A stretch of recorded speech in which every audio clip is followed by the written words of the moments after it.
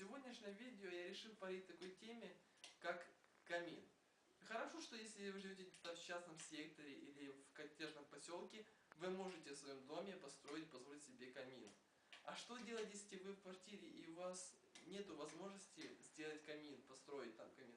А хочется, так знаете, такого рождественского тепла, уюта в рождественский сезон. Что делать? Сделать правильно декоративный камин. И я вчера потратил такую приличную сумму только на декор камина. Здесь реально пятизначная цифра. Всего в пакете, всего ничего, но то, что стоит в нем, объявок всем магазинам, очень дорого стоит. Начнем по порядку. Эти 6 шариков в наборе, полупрозрачные, шестицветные, будут висеть вверху моего камина. Идем дальше. И вот этот такой прикольный медведь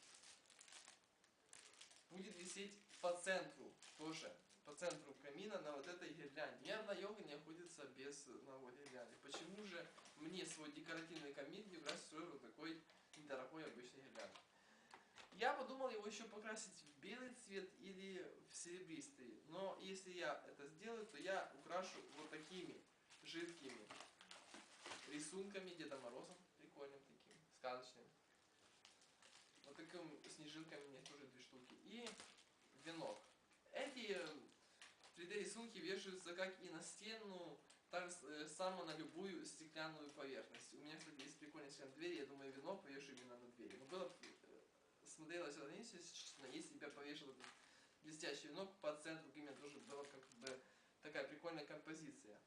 И, конечно же, с маленькими шариками вот такими, и вот такими золотистыми и красными маленькими мантиками я тоже украшу свой камин в хаотичном порядке. Ну, я походу думаю, скорее всего, что камин будет иметь серебристым цветом, а если его не еще покрасить, то вот эти вот рисунки, они будут на камине. Будет просто обклеен камин вот этой самоклеющей лентой и повешены шарики на вот этой вот обычной гирлянде с 7 режимами освещения. И золотистыми пантиками и шариками будет повешен камин. А вот эти вот красные банты, которые я вам показывал, они будут висеть у меня на елке, тоже с немножко уже большими шарами. И вот эти 3D рисунок, меня продавцы обманули, это 3D рисунок, это слегка объемный рисунок, тоже будет в хаотичном порядке разложен на моем камине. И слегка, когда он именно будет серый, я буду украшать его снегом. Немножко в экран.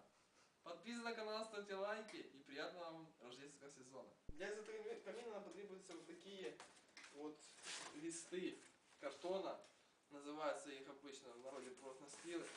Это перекрытие между поддонами. Можно сперва взять бесплатно. Мы сделаем вот такие 4 треугольника одинаковых размера. Размер будет указан в конце видео. И с обычного листа, вот здесь я уже начертил, мы берем этот лист и чертим 4 линии по вертикали по 15 сантиметров. И делаем такие треугольники. Потом берем таких-то листа и с них делаем задник, дно и боковые части и верхний грани. Приступим к сборке нашего декоративного камина. Ну вот что у меня получилось, я не сказал, что это вау, прям камин, прям похоже на камин. Не, ну что-то есть. У меня на дно не хватило. Вот покажу вам. Еще верхнюю часть я приклеил, мне не хватило на дно картона, вот так вот. Здесь я еще в принципе, потому что она еще не сходилась. Вот такие 4 треугольника, боковые части, еще дно будет. И сверху такая крышка. Вот.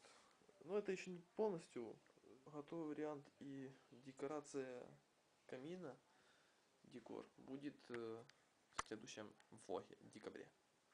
Где-то числа 13.